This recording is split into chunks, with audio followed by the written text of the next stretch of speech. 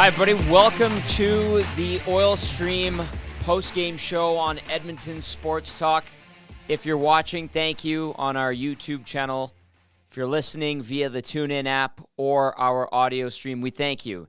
You can join the conversation. Unfortunately, tonight, we're not going to have phone calls. We don't have phone calls here on EST. I wish we did, but the nasty chat is going crazy right now. The text line is going crazy right now. We are going to get to as many of you as possible. 780-218-9999 is the text-in number. If you're watching, you know the nasty chat by now. If you're new to Edmonton Sports Talk and the Oil Stream post-game show, you can get in on the conversation there. Tonight, in front of what looked like maybe 9,000 fans at the SAP Center in San Jose, California, the Edmonton Oilers became the worst team in the National Hockey League. They were beaten by a team that barely scores a goal a game. They were beaten by a team that just once this season, in 12 tries, managed to get 3 goals in a game. The Oilers gave them 3 goals tonight. The Edmonton Oilers also managed to only score twice. Tonight, the Edmonton Oilers season basically ended. A dozen games into 2023-24, the Edmonton Oilers are broken. They had nothing all game long. At no point in that game tonight in Northern California did anyone in their right mind think, boy, I think the Oilers are going to win this game because they're playing like they will. That's how bad it was tonight for the Edmonton Oilers. 17 seasons covering this team. The decade of darkness, a front row seat. I had it. And I do not recall it ever being that bad like we saw tonight and like we've seen in the first month of a season. There were really bad years there, sure. There were really bad rosters in those years, absolutely. But it was never that desolate, that inept, that pitiful. What we witnessed tonight was the end of the Oilers' 23-24 season. If, by some miracle, they manage to climb their way out of this, hallelujah. The likelihood of that happening with the way this group is playing is as close to zero as possible. It's sad. It shouldn't be this way. And it's the fan base that has to go through this again. On top of that, you know who they have to blame? You know who they have to blame? No one but themselves. No one but themselves. 780-218-9999. Nasty chat going like crazy. We're about to bring on Matt Kassian, our game analyst, to break this one down. There's going to be no silver linings tonight, no positives to discuss. We'll take your questions. We'll take your concerns. Fire them our way. Keep the expletives out of the nasty chat for the kids that are keeping track. Because there's probably some kids that stayed up late to see if their Oilers could actually beat the worst team in the NHL. And I know if there's some out there going, geez, Tom, you know what? The Oilers aren't technically the worst team in the NHL right now. San Jose's played one more game than them. It doesn't matter. They just lost to the Sharks. They made the Sharks, who have a woefully terrible roster right now, going through a rebuild, they made them look half decent tonight. They made them look like they were in control tonight. And there was no answer from the Oilers. Barely a blip from the Oilers. Sure, at the end, Nugent-Hopkins scores. That's about it. Otherwise, they had nothing. And it might have just cost them their coach's job. A damn good coach. A coach who has led them to a lot of success. Has he been flawed this year? 100%. Has he been perfect in his not even 2 years behind the Oilers bench? No, he hasn't been. He had a .650 winning percentage going into Monday's action. And we're at this point. He was on the ropes already. 780-218-9999. Nasty chat. Keep doing your thing. We will keep tabs on everything. Bring on Cass, YouTube, Trev. And let's go through tonight's game story and stats. First period. Fabian Zetterlund's 4th goal of the year at 18:35 from Hertl and Eklund. Blown coverage in front of Stuart Skinner. How many times have we heard that before this season, ladies and gentlemen? How many times? Draisaitl, yep. Terrible shift. Dylan Holloway, stick in the wrong place. Yep. Fully acknowledge it. A domino effect, a cascade, a compounding of breakdowns. Absolutely. Brutal goal. 1-0 San Jose after 1. In the second period, some life for the Oilers. Darnell Nurse on a 2-on-1. Good job on the wall by Leon Draisaitl to feed Nurse, recognize he was heading up ice with a full head of steam. Nurse keeps on the 2-on-1, buries his 3rd of the year from Draisaitl and Foegele. We're tied at 1:56 of the second period. Did they build up momentum? Did they take control of the game, the Oilers? No, they did not. You know what they did? They gave up the next one. Tomas Hertl, 2nd of the year. Probably the best player on the San Jose Sharks. Only has 2 goals this year because this team in San Jose can barely get more than 2 goals a game. Zetterlund and Okuchuk, the assists. 2-1 Sharks. They panned the bench. 1,000-mile stairs. That's all we saw. In the third period, Filip Zadina, his 3rd of the year, extends San Jose's lead. I'll remind everyone, just the 2nd time this year that the Sharks have managed to score 3 goals. 1:53 into the 3rd. Ryan Nugent-Hopkins at 17:34 would make it a 1-goal game, a greasy goal, side of the net, off a point shot from Evan Bouchard. Ekholm, the secondary assist. 3-2 at that point. The Oilers emptied the net. They had a power play. They couldn't get it done. 3-2 is your final. Shots on goal. 41-18 in favor of the Oilers. We've heard this so many times already this season, how they've outshot teams. Faceoffs, 56.9 to 43.1% in favor of the San Jose Sharks. The Oilers' power play goes 0 for 4. The PK, 2 for 2. So that's good. Hits, 15 apiece.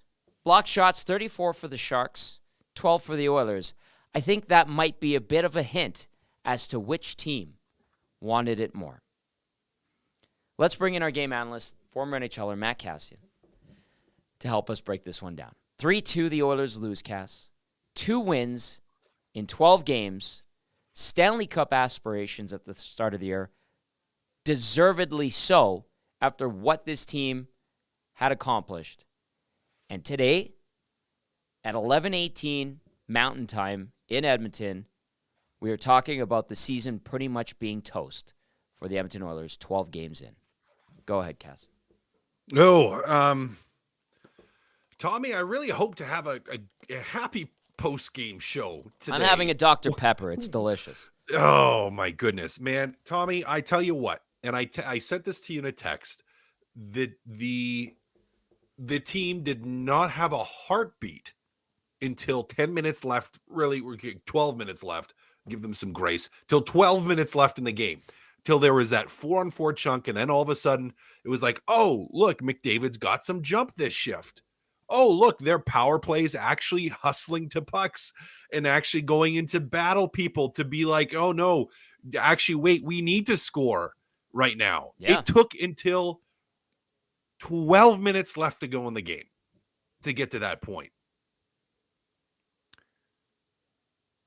All the Corsi and the, oh, well, the analytics look good, they should be winning games. Garbage. Throw it out. Throw it out, Tommy. Throw it out.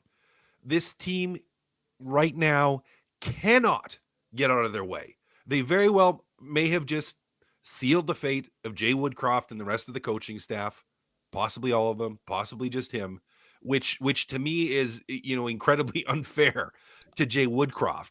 As you said, Tommy, I think he's a good coach, and I don't think this has been his fault. But the players in that room, I don't know if it was, they had some playoff success and the cup or bust mentality, or the, we do have two of the best hockey players in the world mentality. I don't know what it is that switched that switch, but there is no jam, no juice, no. I don't want to say they don't care, because I think they care, Tom. I think they care. Yeah. Like, they want to win. Yep. They care about winning. They don't like losing. I don't question that. I don't question their capacity to care, but their ability right now to play with the type of emotion and the type of intensity that you need to play with to win, and to not just expect it to happen. Not just expect, oh, we have had good core season Fenwicks, and our core season Fenwicks say we're going to start winning these games. They have not once this year fully asserted themselves. They did not fully assert themselves again tonight.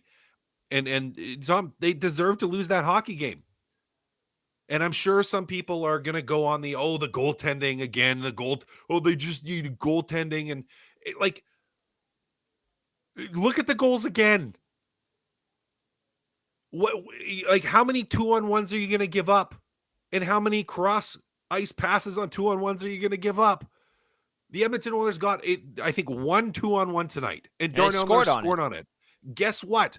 Because it's a high danger scoring chance with a high percentage in a high danger. It's not the goaltending. It's the execution and the play of the team. I mean, the first power play the team had tonight, Tom, PP Unit 1, was just no execution, no intensity, same thing, just kind of expecting it was going to happen. Where I go to last year, and I'm like, it didn't look like that last year. Like last year, everything was crisp, everything was intentional, and it was like, it wasn't assuming they were going to score, it was asserting that they were going to score. And to me, Tom, maybe that's, and I'll stop here because this is turning into a monologue from me, but the difference between this year and last year, and maybe I'm going to run with that because, I just said it and I think it makes sense, is they have gone from asserting to assuming. And I think the difference between the two is massive. Assuming things are going to work, assuming you're going to win, assuming you're going to make the play, assuming things are going to go well, assuming you're going to get it the bounce, versus asserting yourself in getting the bounce instead of asserting yourself that we are going to win, instead of asserting that I'm going to win this battle, asserting that we're going to have a good power play, asserting that we're going to execute. Tom, they're the last place team in the league. They're not just the last place, technically not, but they're the worst team in the National Hockey League. Worst team in the National Hockey League. They are the worst team in the National Hockey League, with two of the best players in the world on this damn planet, and they are the worst team in the NHL. Unbelievable. Absolutely unbelievable. But here we are, a dozen games in to the year. 780-218-9999. I'm going to read as many texts as possible. We're going to keep tabs on the nasty chat. Please continue to keep those coming in. Hit that thumbs up if you're watching and you're enjoying. Subscribe if you haven't already. We're going to start with Dirty Curdy. Dirty Curdy always gives us his 2 cents, win or lose for the Oilers. Tonight he says, Korski and Fensky be damned. As a Tier 1 fan, a complete remake of the core is needed to remove the rot. Everyone besides McDavid should be available. Softies, Nuge can't be traded soon enough. Fire Woody, Holland, and Dustin Schwartz. Dry a spectator again in his own zone. Nurse dangerous at both ends. This moment ranks up there with the Gretzky trade and the Smith own goal Here come the brown bags. Dirty Curdy with that one. Whew. All right, this one. Hard to argue with the brown bags, Tommy. Right now, like not at all arguing with them. With Dirty Curdy and the brown bags. No, you can't. AJ in Montreal, where it's 1 a.m. AJ says, adios. I'm going to take a break from watching this team win or lose. It's not good for my mental health. Maybe I'll circle back during the holidays. Have a great show. Give my love to Dusty, Rick, and Mr. Lean. AJ in Montreal. Pitwall Nasty says, to be fair, the Oilers always lost to the worst teams in the league, even when they were good. R.I.P. Woody. This one says, this is sad and comical. They can't see it's hard work that gets you scoring chances. It's like watching an expansion team from the 90s, which the Sharks were. Just going through the motions. Come on, Oilers. I'm starting to doubt this team, and Desharnais is a goof. From Wayne. This one says, of course it's Woodcroft's fault. He let the room get away from him with no accountability for far too long, and now can't do it. Didn't use times to coach last season when they were winning 6-1. That's from Marcus, the Caps fan. Paco, straightforward, says, why does the Oilers' defense suck so much? How do we keep making the same mistakes over and over and over again? Matt Kassian, I lean on your expertise in this regard. I don't think there's any expertise that can answer that question, Tom. I don't. It doesn't make sense. It doesn't make sense. Like the losing the battles, the non-competitiveness, the mental errors that have been made and continue to be made. Like it doesn't make sense. Like there's no easy answer. There's no good answer. There's no right answer. It's just a mess. It's just a mess. I mean, to go to, I think it was Dirty Curdy that mentioned, got to, remove basically the entire core. Is like, well, you can't. You might want to, but you can't. And I understand the rationale. I know why you want to do it. Dirty Curdy. Oh, I get it completely. I get it. Me too. But you can't, Tommy. Like what you're not going to barely be able to move anyone. And right now, anyone you move, I mean, I don't know. It's just I don't know. I don't know what you do. You want to talk about rock bottom? I mean, you just plummeted through rock bottom. Like you hit rock bottom so hard, you just continue to go down further.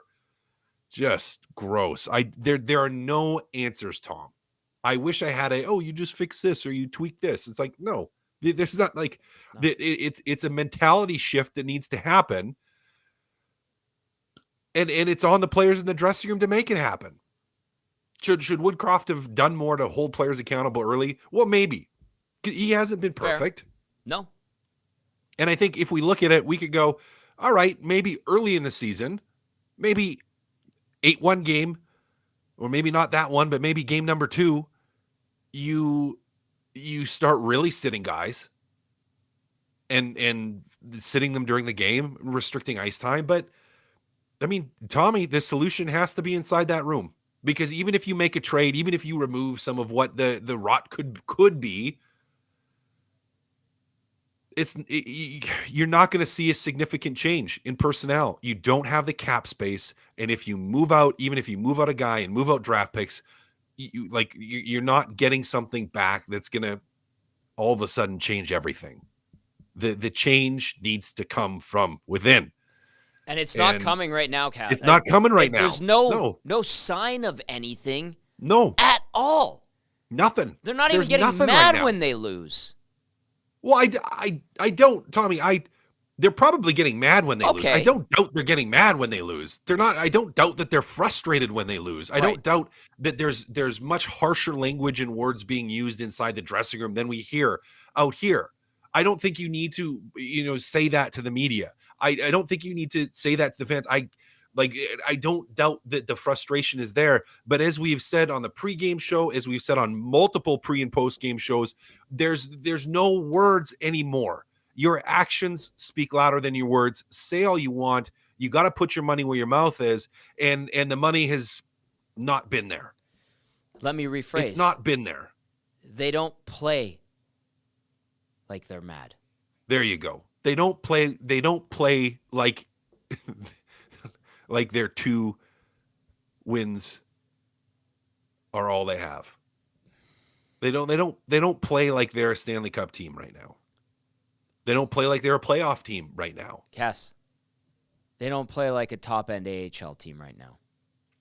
They are the worst team in the National Hockey League right now. That's saying something. Yeah. I have no qualms saying that right now. After watching what we saw tonight, after seeing what we've seen over the first 4 weeks of the regular season, they are the worst team in the National Hockey League right now. They shouldn't be, but they are. Which is insane, Tommy. I never thought we would be saying this. Not in a million years, but here we are. No, it's insanity. If you would have told me at the start of this season that they would. Scalding Gord texts in. Scalding Gord says, make Kate sell the team. Ultimately, he's where the buck has to stop. I know it won't happen, but holy freaking flaming paper bag on the doorstep. Scalding Gord with that one. This text comes in from RBM. RBM says, it's officially time to forget about the Oilers and to stop letting them affect the show that much. We don't know why, but this season has become a colossal failure, so forget about them. Play something upbeat on Dance Party Friday. RBM, thank you for the text, RBM. A little bit of a guffaw in there. We appreciate that. This text says, fire Ken Holland tonight. What a farce. Pull him from the Hall of Fame for building this team. FFS. This text says, hey guys. It's still loading. It'll come back.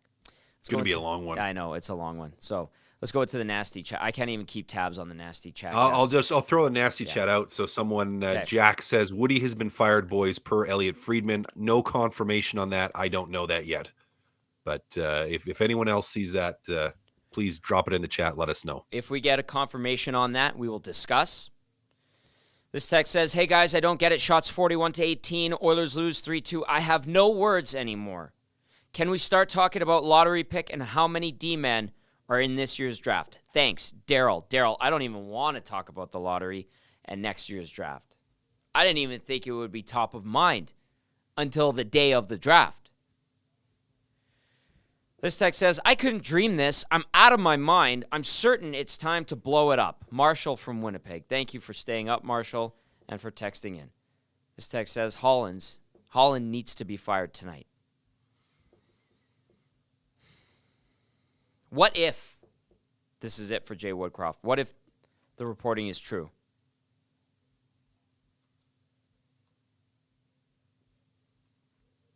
I don't see it yet. Dusty's in saying, Dusty's in on the nasty chat saying, not true, don't see it anywhere, Dusty, at least yet. Okay, so, thank you. Unconfirmed. Okay, yep. Perfect.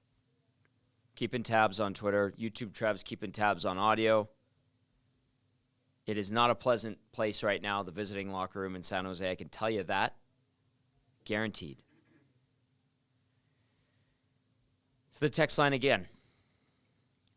The team lost all of its mojo. Locker room guys, Yamamoto, Costin-Berry, kept things light. Too many prima donnas on this team. You'd say what to that, Cass? I don't know if I'd say the too many prima donnas. Now, would I say you may be lacking some heart and soul guys? I think that's fair to question. This text comes in, says, Tommy, what do you, as someone who's pretty plugged into the team, actually think will happen? Oiler time of death, 11:08. I do think, Cass, I honestly feel like Woodcroft's job might be gone. I think that's it. I think that's it. I think so. I said that before the game. I thought if they lost tonight, that was going to be it. Because what else are you going to do? And then the rest of the season is a mop-up job. Oof. I mean, you probably slap an interim coach on somebody, Yep. and Ken Holland moves on, and the next GM picks the next head coach. From Robbie Boucher. Maybe the 2-week early captain skate caused a disconnect between team and coach. No. I mean, almost every team does a captain skate pre-training camp. That's really typical. Most teams do that. So I don't believe that for a second. Now, maybe at the captain skate, they were talking about how they're going to win the Stanley Cup. Maybe at the captain's, skate, they were just thinking about how great they were going to be, how they're going to be better than the best team in the league. Right. And I bought into that. To buy into it would be logical. To believe what Leon Draisaitl said at the end of last year when they were eliminated by Vegas would be logical. Because they were there. They were close. Yep. The Golden Knights got them. But they saw a path towards the Stanley Cup. They pursued it this year. But they went out and they played like they already were entitled to wins this season because they just had to step out on the ice and let their skill take over. And they had the biggest bullseye on their back. Yes, because the media talked a lot about them. Absolutely. But they're the ones who said, cup or bust. When you do something like that, whatever target you had on you gets that much bigger. It's amplified. It reverberates. So if they want to point the finger at the media, sure, that's fine.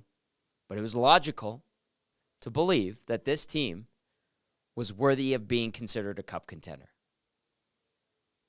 To implode, crumble,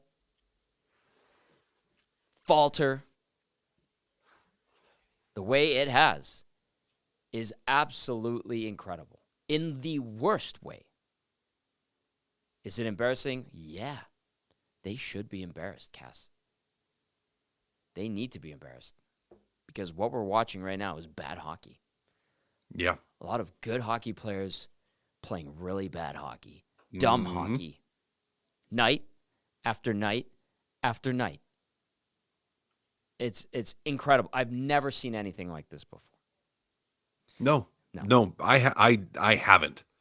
Not a team with players that should be or are elite caliber players playing down to this level.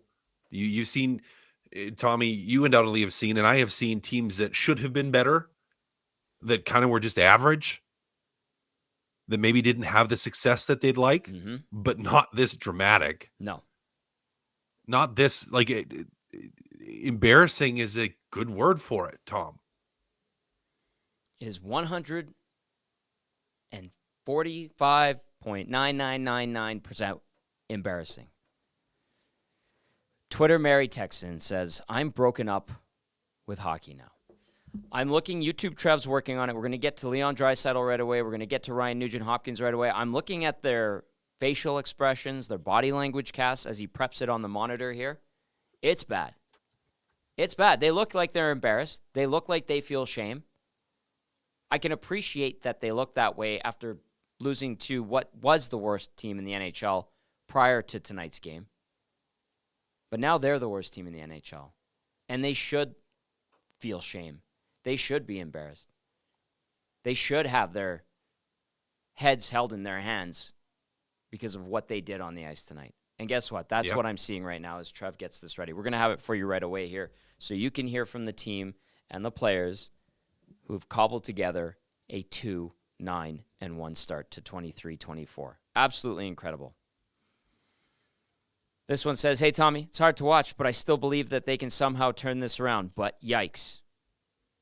Another text says, I see a jersey on the ice next game at home when they lose. This one says... I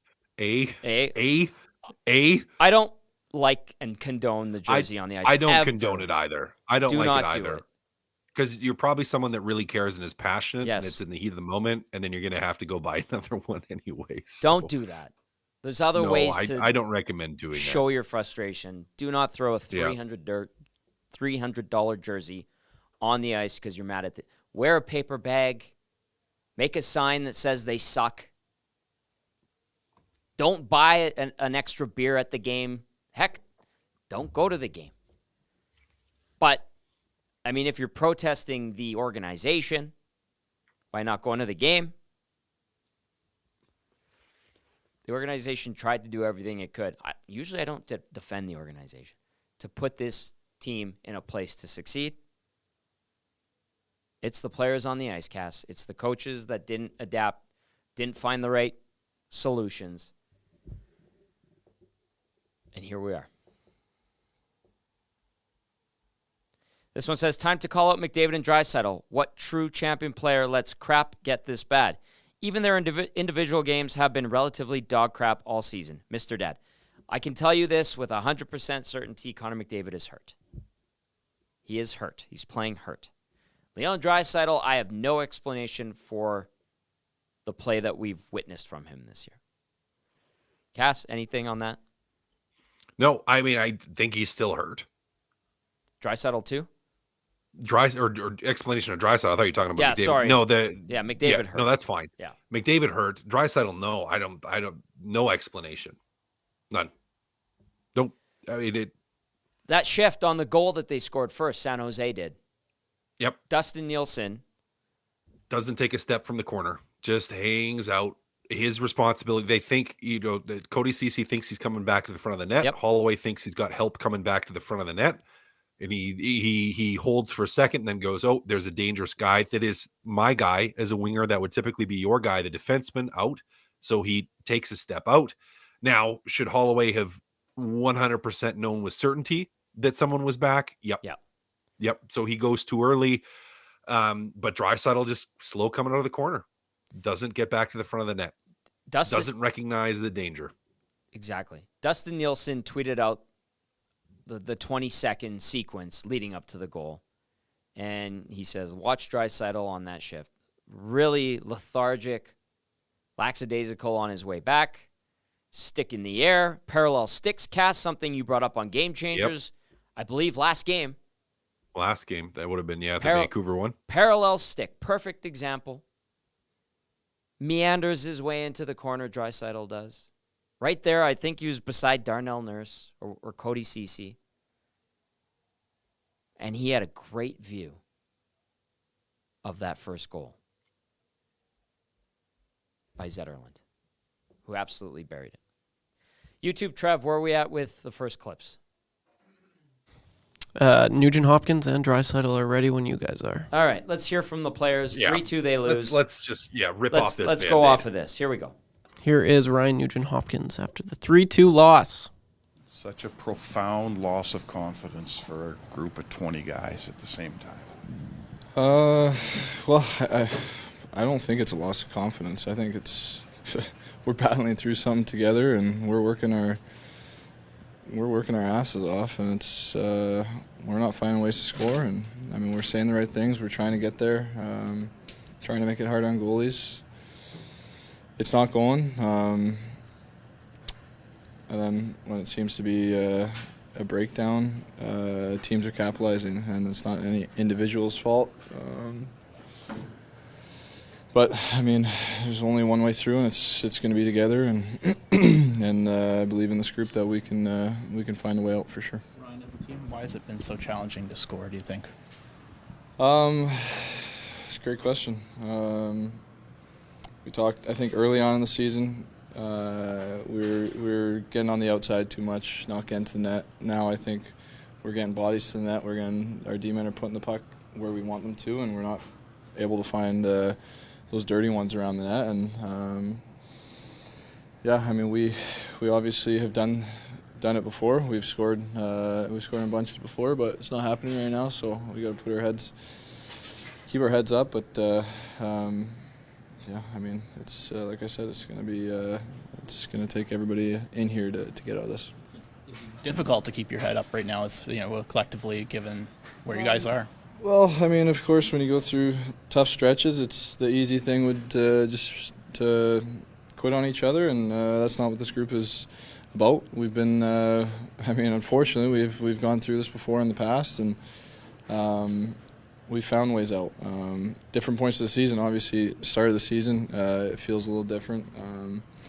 But regardless, we've been through it before, and we can claw our way out of this. Does this seem to be like a different test compared to times in the past when you guys have struggled? Yeah, well, I think, like I just said, just because it's start of the season, it feels a little different. But we're the same team that we've always been, and like I said, it's just it feels weird right now. We push, and if we don't get a couple, it's just little things here and there, and no individual. It's just, they're just finding ways to other teams are finding ways to put them in, and we're not. And it's, like I said, it's easy to be easy. The easy thing to do right now is quit on each other, but that's not what this group is. Is it more frustrating that this team just won one game before tonight? Did you think about that when you came into the game, or did you just look at this as an opponent that could beat us on any day? Well, first of all, it's the NHL. Every team has a chance to win every night, but and I do think, especially because they had a rough start, and then they just get a win in a 2-1 game against a pretty good team. It gives you a little life, and it gives you the confidence to be able to shut things down. And we expected that. We definitely came in with the right attitude that they're not just going to roll over either, and. Obviously, we put as much pressure as we could, and we couldn't find a way to get done. 32nd place when you wake up tomorrow. Can you believe that? No, it's there's we can't really be looking at the standings right now. We got to look within ourselves and not worry about the rest of what's going on around us, and because it's going to take everybody to kind of get out of it, but we know where we're at. We know we're definitely not where we want to be, where we think we should be. But we can't just look at that and quit on each other. We got to find something within ourselves here. Can you explain what's wrong with the power play right now? Well, I think we're just. I think it's kind of like our 5-on-5 play. It's just a little out of sync right now, but we're saying the right things. We're working. We're winning battles now. I thought tonight we had some good looks. Even at the end there, he made some great saves, especially from up top. Bushi hammered the puck, and it wouldn't go in, and we couldn't whack away at those second, third. So, it kind of just feeds into our 5-on-5 right now. Okay, so there's Ryan Nugent-Hopkins talking about his team's 3-2 loss. Yes, indeed, the Oilers only have 5 points, same as the San Jose Sharks. The Oilers have played one less game. They're still 31st, but they are the worst team in the NHL right now. 4-game losing streak, and they just lost to a team that can barely score 2 goals a game. What did you take away from what we heard from Nugent-Hopkins there? He said the right things. He's fulfilling his media obligations. Someone's stepping up. Saying, at least he's doing it. At least he's talking to the Sure. media. Not that I'm sure no one wants to be. I don't think he wanted to be either. But why isn't it been challenging to score? Because we weren't around the net at the start of the season, and we're around the net now, and we can't find it. I don't buy that, Tommy. Do you think they were around the net tonight? No, I don't think they were winning battles either. No. We push. He said we push. Tom, do you think they push right now? No. They sit I back. didn't see a push till the third. They sit back. I didn't They're see a push till passive. 12 minutes left in the game. They play 12 minutes left passive in the hockey. game. Yep, and from the power play, sometimes it goes, and sometimes your power play didn't push either.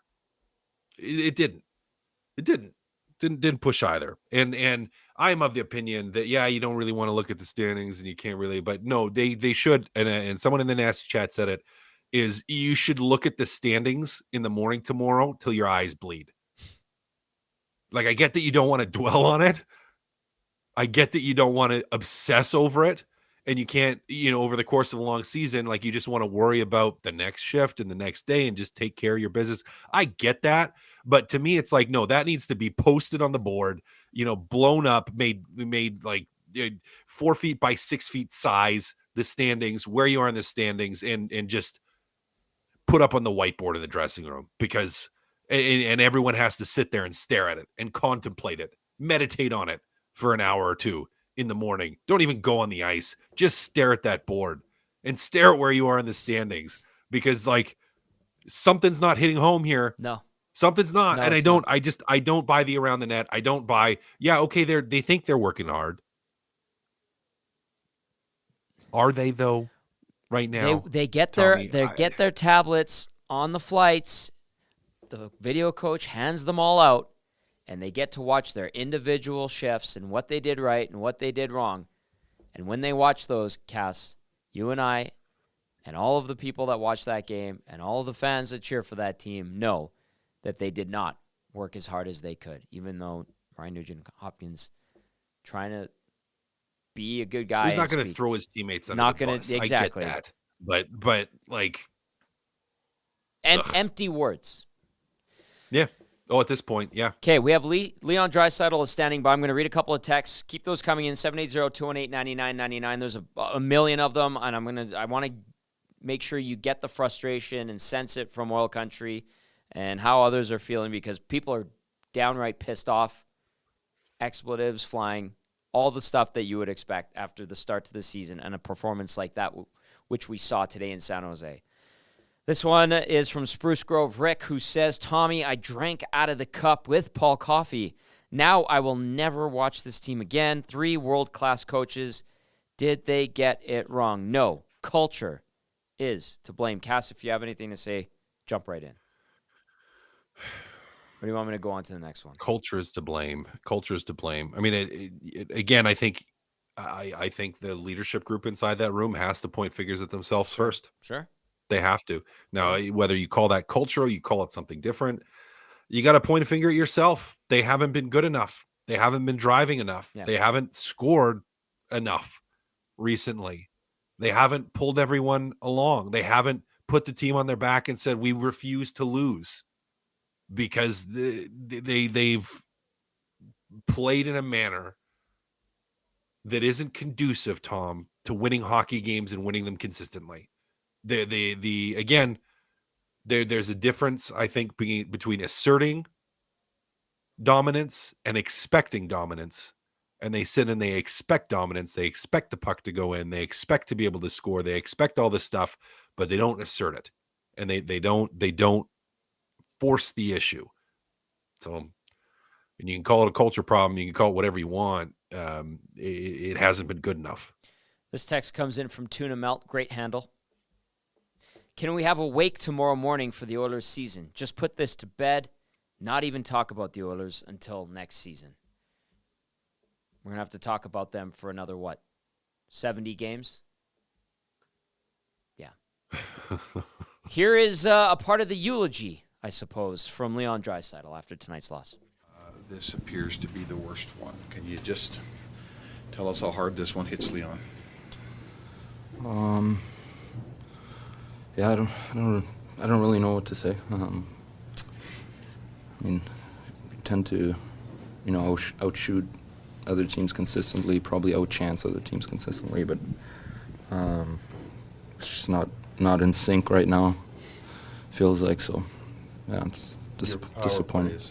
Your power play was the best power play in the history of the game last year, and it looks like you just can't get any chemistry on that thing. What do you think? Where can it go? Well, it can only go up.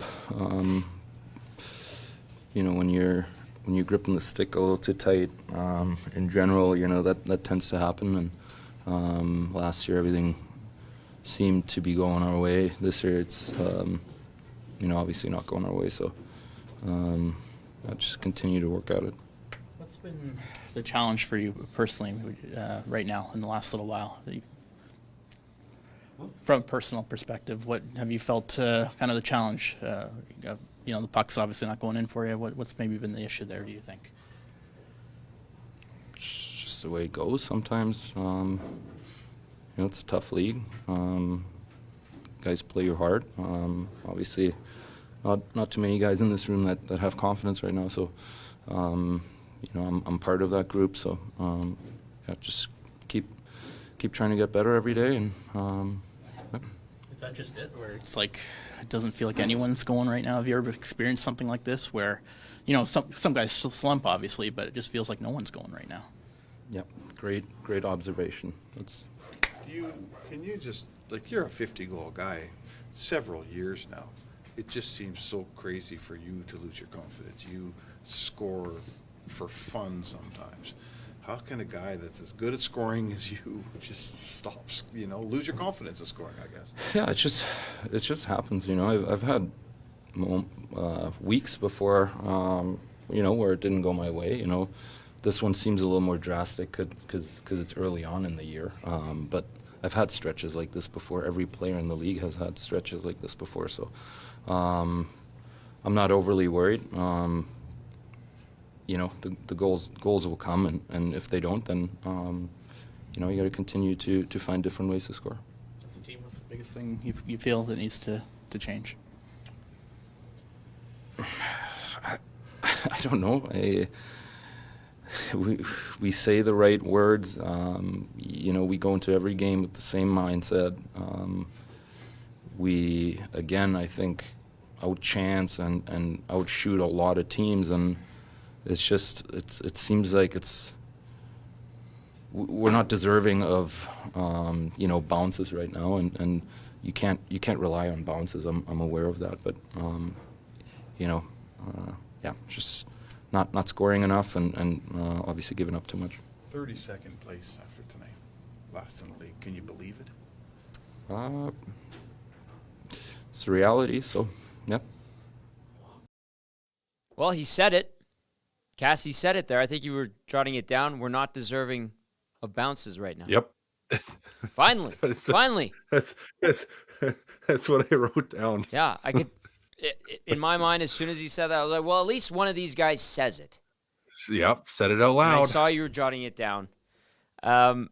Just the way it goes, he said a couple of times. I think Tommy, just the way it goes is if you lose 3 or 4 games in a row. Which they have. They've lost 4 in a row. But it's not. That's not 2-9-1 to start the season. I mean, you can see in his body language. I mean, he's feeling it. Absolutely. As he should. He has no answers. We search for answers because that's what we do. We discuss, we bounce ideas off of each other, we get suggestions from viewers and listeners. But when the main players in this soap opera, let's call it, do not even know where to start with solutions or going down the right path, that is a major, major flaw. And I think he was sincere, Cass, when he said, I don't know when it comes to what needs to be fixed next. Everything, anything, one thing. There's no answers things. to that, Tommy. We don't have any. They don't have any. There's no answers. Incredibly desolate. All right. Yeah. YouTube Trev. Who's next? We've got the head coach, Jay Woodcroft. Okay. Coming right at you. Okay. Defensively, was better defensively tonight. Did you just feel like you needed a break offensively to push that to overtime? Well, we gave up 16 shots again. We've done that a few times this year. I think we had 92 shot attempts. We were unable to find an answer, but we chased the game, and there were some, I think costly errors that led to goals against. Disappointing. This game seems like one that has played out several times this year. Mm-hmm. How frustrating is that? Not fun not to win that game, and then, as you said, it's happened a couple times, but I think, you got to take the good parts out of that game and bring it forward, and while at the same time you got to limit some of the costly errors that ended up in our net. What do you think of your power play right now? It doesn't seem to be... I think, our power play is usually indicative of our entire offensive game. And right now we have some shooters that aren't shooting at their typical rate. It hasn't been anywhere near of what we're capable of. It hasn't been awful. It's created looks and had chances, but just like our 5-on-5, it hasn't converted when we needed it. And I thought, I was confident in it heading into that last power play at the end of the game. We couldn't find it tonight. You lose a 1-goal game, and I think your was over 4 on the power play. That's, not typical of your team. Yeah, sure. I mean, I didn't love our first 2 power plays in the first period. I didn't think we were sharp. Thought in the third period we had looks. There was some good chances there. I thought, there was one off the net to Hyman that is normally converted. But disappointing to go 0-for-4 in a game where you're short by 1 goal. The first goal of the game, there's a shark in your low slot with nobody on him. Yeah, I would bring that back even farther, though, Spec. I would say it started with a pass that is a fundamental pass that could have and should have been made and handled. It got turned back in the neutral zone, got dumped back in on us. There was a goalie handle that we'd like to have back. And then all of a sudden you find yourself breathing through your eyelids and having to defend. In that defending, obviously when the puck is outside the trapezoid or close to the trapezoid, you want to make sure that you're packed in tight. We weren't.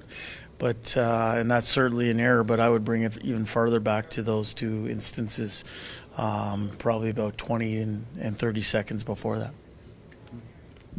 Did you think you were coming into an environment where the team had a newfound confidence after they got their first win? You know what? Where we've been with our group, we've spent most of our time focusing on us. Obviously the other team played hard. Their goalie was very good tonight, and they were opportunistic when the scoring chances presented themselves. Credit to them.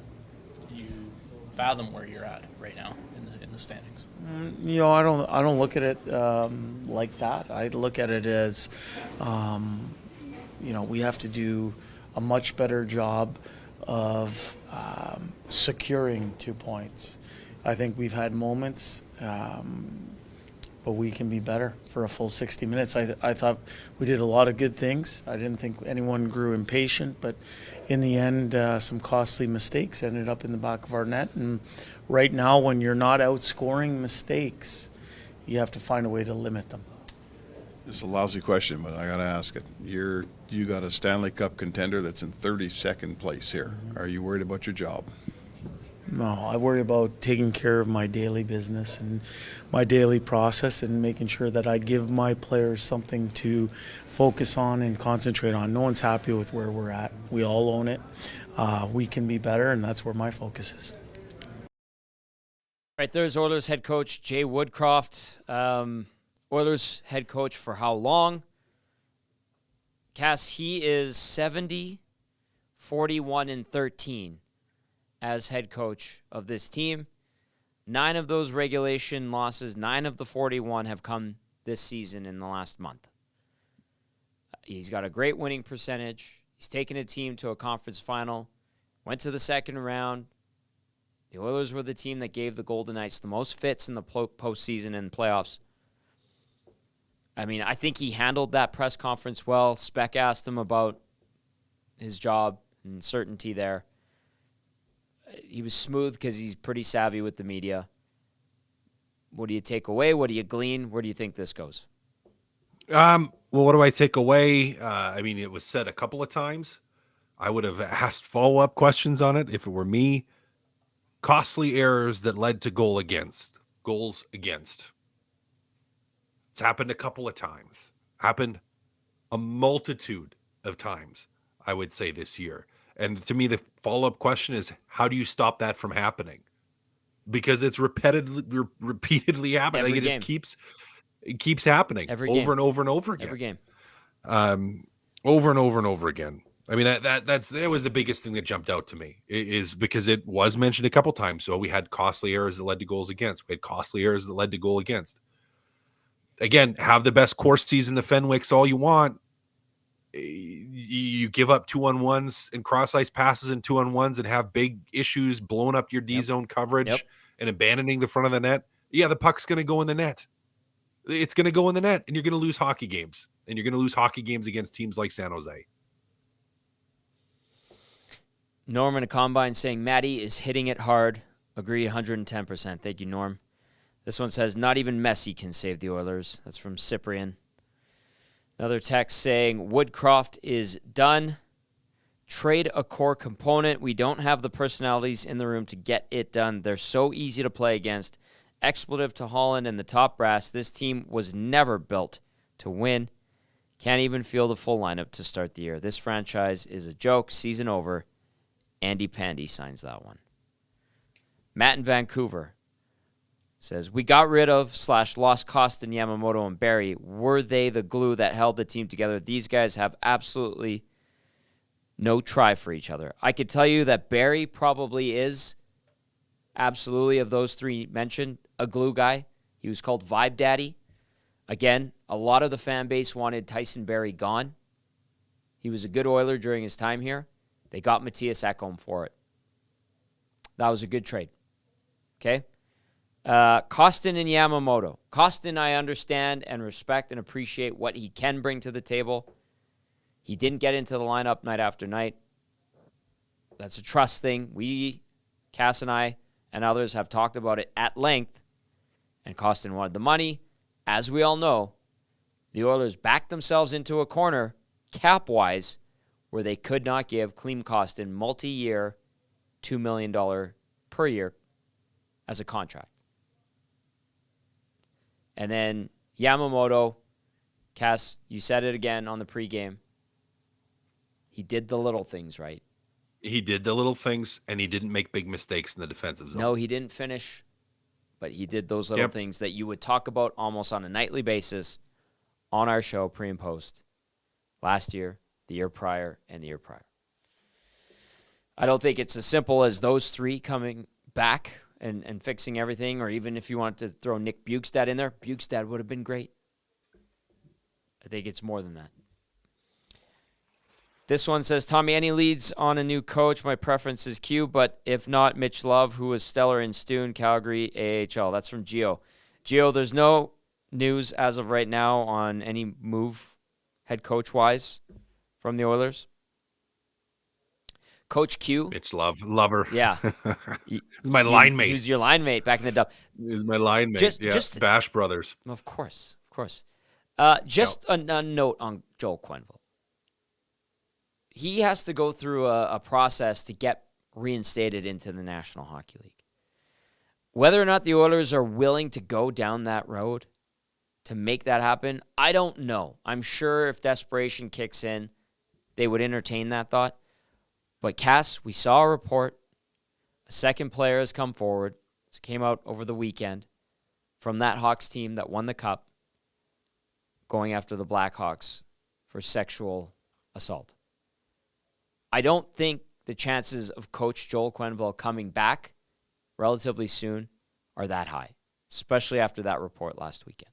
No. You can't. No. Not coming back.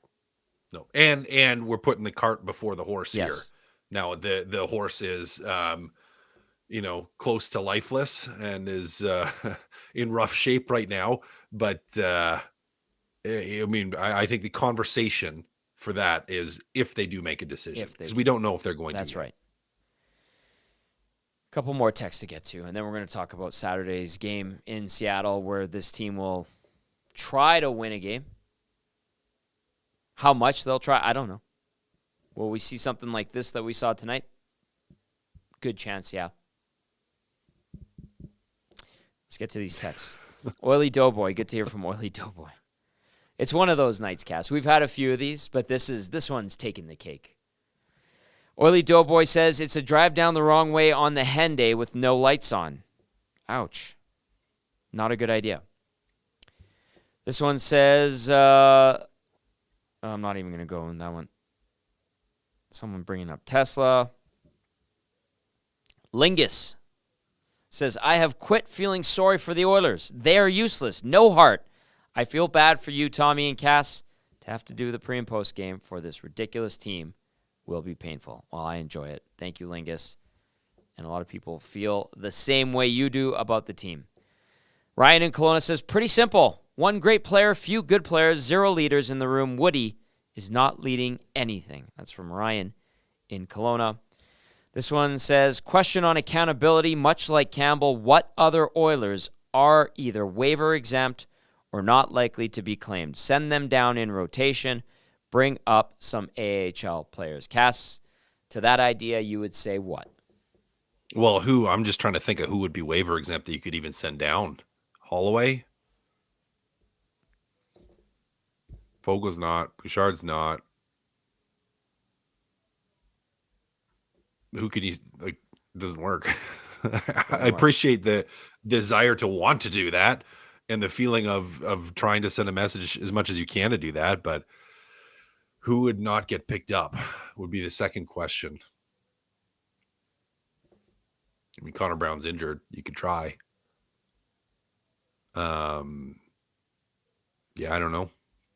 Again, Tom, there's no easy answers. There's no easy answers. All right. No, there isn't. Do you give up on the season, this texter asks? Bust. Trade everybody but McDavid. What do you say, Cass? What do you say, man? Diminishing returns. Diminishing returns. I mean, you got to get better if you make trades. You have to improve if you make trades. How are you going to blow it up so that you're better next year? I mean, you're in your win window. You have another year, 2 years, and that's it. That's it.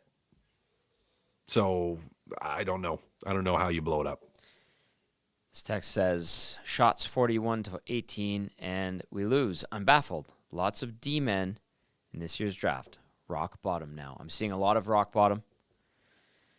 Another one says, Bobby from St. Albert, Tommy, this is so dark. It feels like we were watching the McDavid era come to an end. I'm a 26-year-old fan, and this was really the first time I've been able to fully believe and get behind these Oiler teams. Heartbreaking to watch. It's not easy. I feel for you. Rudy, father of triplets. This team has left me speechless for the second time in my life since I found out my wife and I were having triplets 5 years ago. Rudy, hang in there. You've got 3 girls, Cass. 3 triplets. Not triplets, though. No. That's a lot. Jasmine. Hey, Jasmine. Jasmine says, isn't it crystal clear that it's a goaltender problem? For goodness sakes, Nurse was the second star. Probably his best game. It's a goalie problem. Also, Tom, loved your swag on CTV today. Broken-hearted Jasmine. I don't know how to sleep tonight, says Jasmine. Thank you, Jasmine. Thank you for appreciate the text very much. Thank you for texting. All right, Matt Kassian.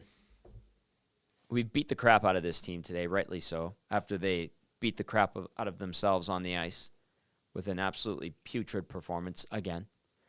I don't look at the shots and the volume and the 95 attempts, or 92 as Woodcroft said. I don't put a lot of stock into that because there's no result. You didn't win. There's no result. You didn't win. So who cares? Exactly. At this point. And they've done it. Who cares at this point? Over and over and over again with the same result. Who cares? Exactly. At this point, if you continue to quote, have costly errors that led to goals against, who cares about how many shots you got from the point? How many shots you won the Fensky-Korskis by? AZ Texan says, not sure if you saw this, but there is a clip on Twitter that appears to show Woody say to Manson, that might be it. And Manson responds, yup. Maybe. We haven't heard anything. I haven't seen anything. Trev's keeping tabs on things. Quite possibly. And we're not denying that. So Saturday, Cass, the Oilers play a Seattle Kraken team. They're clearly way behind. Seattle's at 13 points, looking to get its season back on track at 5-6-3 as of today. They won their last game, the Kraken did. The Oilers have dropped 4 straight. They lost to the worst team in the league going into the day. They are now the worst team in the National Hockey League. That is totally subjective. They're tied for last place in the NHL, but the way they played tonight and the way they've played all season, they are the worst team in the league, in my opinion. How do they try to win this game on Saturday against the Seattle Kraken? What are you and I discussing on the Oil Stream pregame show that might give people a glimmer of hope that this team could beat the Seattle Kraken on Saturday? What is Tom? What are they doing? I don't know. I won't have a glimmer of hope till we actually see them play and play a full game with full authority and full intensity for the entire game. I'm gonna try to be positive on the pregame show. I'm gonna try to be encouraging on the pregame show. We're gonna try to be upbeat and happy, for as happy as we can be. I'm probably going to be talking about how it's my mom's birthday and wishing Mama Kay a happy birthday. Happy birthday, Mama Kay. I'm going to be doing that. Beyond that, Tom, I mean, we're stuck in the exact same place. Yep. And that same place is, you said a lot of words. You got to show us. You're saying all the right things. You got to show us. They've shown nothing. I mean, we'll see if there's changes. Yep. But, I mean, Tom, it's like, I don't think we can sit and we can say they're going to turn around until they actually give us reason to think that or to show that. Some signs of life, as it were. Haven't seen it yet. Nope. No, we really have not. Cass, well said as always, my friend. Thanks for hanging in there for an hour and 15 minutes. We'll regroup. We'll reassess. We'll see what changes may come, maybe not. And we'll do this all over again at 6:30 p.m. on Saturday as the Oilers take on the Kraken. Great work, my friend. Absolutely, buddy. We'll lean on each other for emotional support. I got you. You got me. We both got Trev, who was in a world of hurt earlier. And I don't think he's doing much better right now. Cass, we'll see you on Saturday, bud. See you, buddy. All right, that's our game analyst, Matt Kassian, helping us try to figure out what the hell is wrong, yet again, with the Edmonton Oilers. And if you said everything, I would agree with you. If you pointed out 2 or 3 things, I would agree with you. Because nothing is working for this team and this franchise right now. It's unbelievable. I don't want to rub salt in the wound, but if you were wondering how Jack Campbell did in his first start, not great. There's a clip, Daniel Nugent-Bowman retweeted it,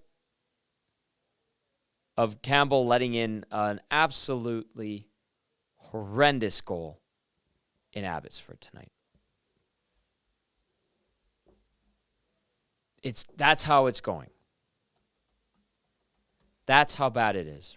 That the guy that just got sent down to send a message to the rest of the team had a bad night in Abbotsford in the AHL, where he let an absolutely atrocious goal while the Condors lost 4-1 to the Abbotsford Canucks. I'm going to read a few more texts. We're going to get to YouTube Trev's player of the game. Yes, you're going to have to do that again tonight. He's shaking his head. This one says, SJ, San Jose, played a greasy, fight-filled war of a game against Philly Tuesday. They fought to the end and took misconducts into the dressing room. The Oil had to know this. And aside from Blackwood, San Jose didn't play as good as they did that day. Too little, too late. I expected that level of compete tonight. I honestly did. Until they find the jam to dig themselves out, we'll continue to be here with these downer post games. That's from Joel out of YEG/YVR. This one from Southside Ty says, this team is just brutal. No way around it. Not even a shakeup would really shake things up. They're just bad. Southside Ty, thanks for the text. This one says, I'll listen to other shows. Good year. Sorry, Justin. Another one says, if you fire Woody, you can't promote any assistant coaches. Power play and PK aren't great. The broadcasts were homers saying Nurse had a good game. Garbage. Bring up Gleason. Put Nurse as a forward. We can't move him. He's big. Go to the front of the net. Send down. a forward. No name on that one. This one says, funny how the Oilers have the second best goalie no matter what. This one says, Edmonton Oilers fans, keep cool. Oilers have won 5 Stanley Cups, so no panic. That one, I think, is tongue-in-cheek. This one from Sask Bill says, Woody's going to get canned, and he don't deserve it. This one, surprisingly optimistic, says, am I the only fan alive that isn't worried yet? What kind of record do they need to get in? Haven't we had that type of record for the last 3-4 seasons, the last 2 years? No. Not this bad. 2-9-1.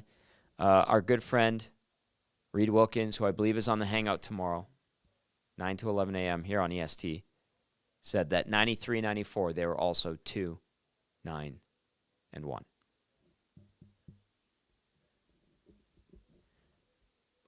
Absolutely awful. Not even in the decade of darkness did they start a year 2-9-1 with 2 MVP caliber players. A Rookie of the Year finalist in goal who was an All-Star.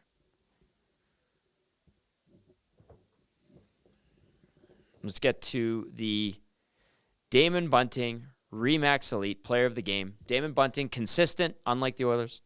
Top producing, unlike the Oilers. Realtor in Greater Edmonton. Realtor, unlike the Oilers.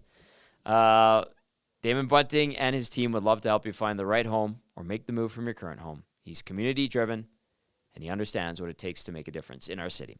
Check him out on DamonBunting.com or visit his Instagram at Damon Bunting Real Estate. YouTube, Trev. Sorry, pal, you're going to have to crack the mic and pick a player of the game. Well, I'm happy I got an hour to cool down, but now I'm depressed. I was mad, now I'm depressed, but it's okay. Okay, so, the player of the game, I'm going to go off the board and do something I haven't done before. Obviously, it's no secret. No Oiler, not a chance. Not a chance is no Oiler getting a player of the game. I thought maybe at the beginning Darnell kind of was looking like if the Oilers were able to get the win, but no, not a chance. Honorable mention to Mackenzie Blackwood. 41 saves against, 2 goals, or 41 shots against, 2 goals against, save percentage 951, super impressive. Not a bad goalie. Honorable mention to him for sure, but I'm going to do players of the game, sure. And it's the nasty chat, the viewers. We topped out at 1,137 viewers tonight. You guys are absolutely crushing it. Thank you. Super impressive, guys. So we love doing this. We're having a lot of fun with it, even when it is nights like this, and it can be kind of, stressful. Sadly, Trev. Yes. I know you're younger, you're new to this side of things.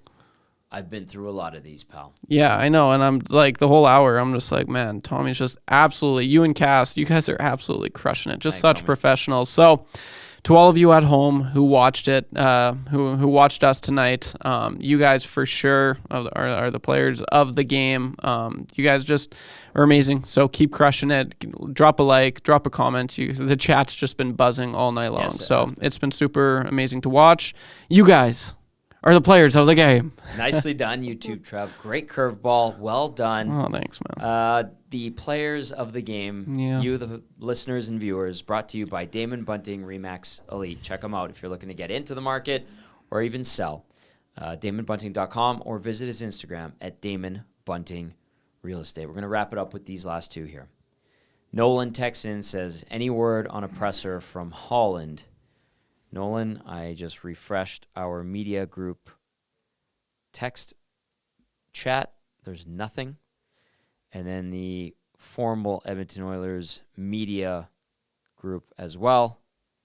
And there's no update. So as of right now, 12:24 Mountain Time here in Edmonton, nothing in terms of plan for tomorrow from the Oilers. I'm refreshing X, a.k.a. formerly known as Twitter. I haven't seen anything, so no news right now. We could see something different tomorrow. We could hear something in the morning. But as of right now, there has been nothing. The last one goes here. And it says, When you guys sign off tonight, I'm signing off from the Oilers for a while. This hurts. That's from Farmer B. Farmer B, last word goes to you, and I think a lot of people feel the same way you do, share that sentiment, and it's understandable. So, the Oilers lose 3-2 to the San Jose Sharks. I can't believe it. And are the worst team right now in the National Hockey League. There are no answers. They get another chance to play on Saturday where they'll take on the Seattle Kraken. Maybe they'll surprise us. Probably not. And we'll be doing this all over again after that game. That does it for the Oil Stream post-game show.